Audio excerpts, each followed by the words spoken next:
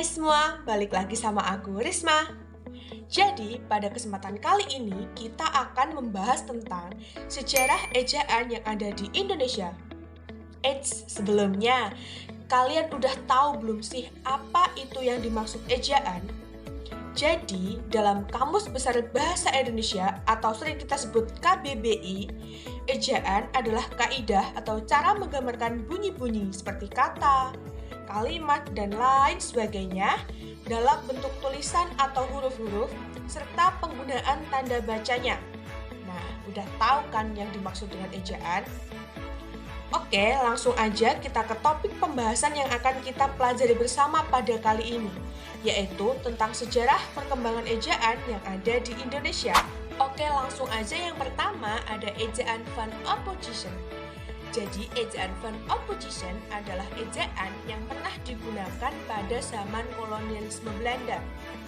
Ejaan van opposition dirangkai oleh Van Opposition, seorang ahli bahasa dari Belanda, bersama dengan dua pakar bahasa dari Melayu, yaitu Nawawi Sultan Makmur dan Muhammad Taib Sultan Ibrahim.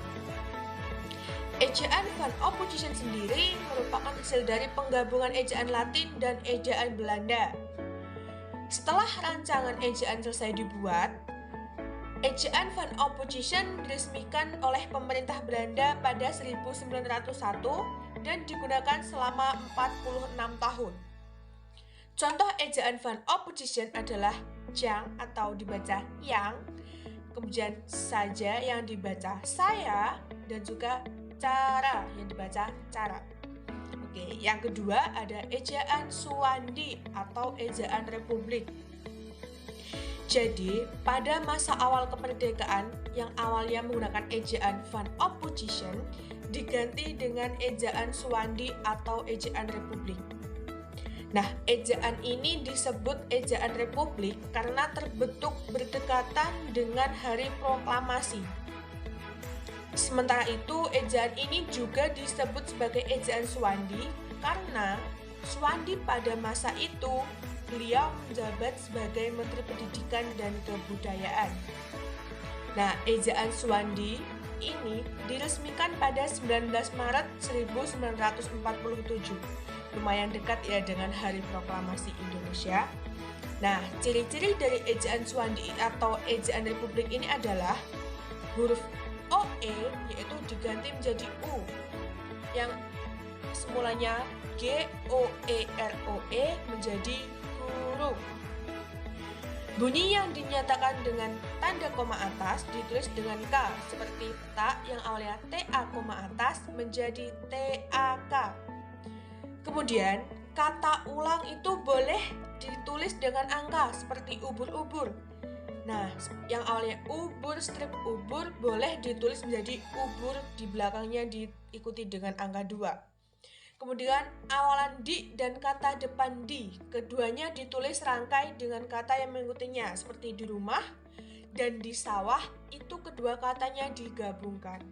Oke, ejaan yang selanjutnya atau ejaan yang ketiga ada ejaan pembaharuan atau ejaan Priyono Katopo pada tahun 1957.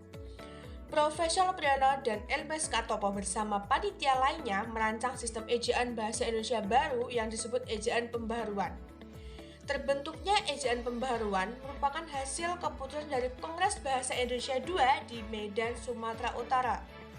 Nah, tapi ejaan itu tidak pernah diumumkan secara resmi sehingga ejaan pembaharuan belum pernah diberlakukan. Nah, salah satu ciri khas dari ejaan pembaharuan adalah disederhanakannya huruf-huruf yang berupa gabungan konsonan dengan huruf tunggal. Nah, contohnya adalah santai ya, yang awalnya SANTAY menggunakan huruf Y yang sekarang jadi santai SANTAI. Dan harimau yang awalnya HARIMAW jadi harimau menggunakan huruf U. Lanjut, yang keempat itu ada ejaan Melindo.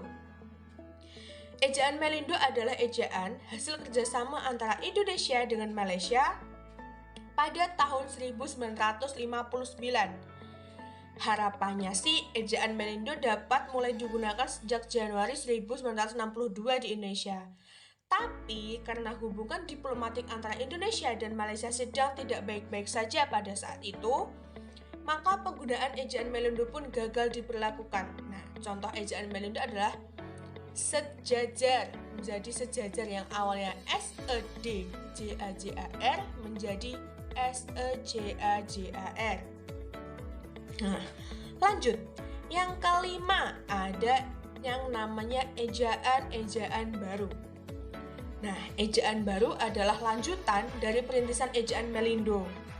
Oleh sebab itu, perancangnya juga dapat dikatakan masih sama, yaitu Lembaga Kebahasaan dan Kesusastraan atau LBK yang sekarang itu Pusat Bahasa serta Panitia Ejaan dari Malaysia. Nah, panitia ini kemudian berhasil merumuskan ejaan baru yang disebut ejaan baru.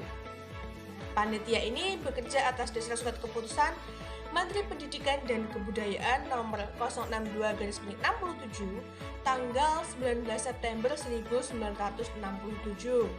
Nah, contoh ejaan baru adalah syarat, SJARAT, jalan, dan lain sebagainya. Masih banyak lagi contoh lain-lainnya. Oke, lanjut ya, ada dua lagi ejaan yang kita bahas, yaitu ejaan yang disempurnakan.